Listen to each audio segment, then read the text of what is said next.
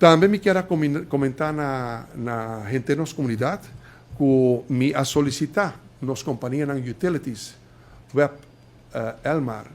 para a proposição para nos dar preço de água corrente back,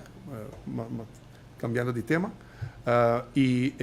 se manque me também há a proposição, nós estamos pedindo Conselho de Ministros também com meu colega Ministro da Economia e Tour Ministro do Conselho de Ministros, que nós compartilhamos com a preocupação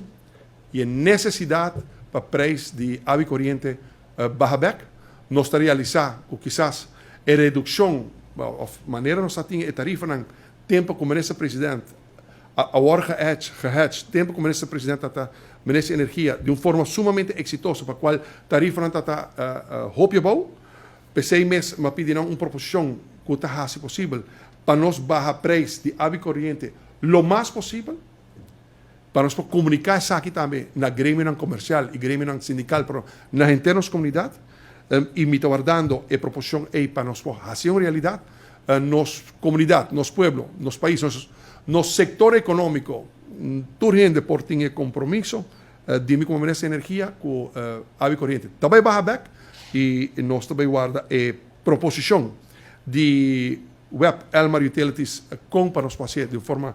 responsável, para o mais pronto possível, porque é urgente, lo que está dolor de carteira, está dolor na casa, afetava o Yunan, afetava a família,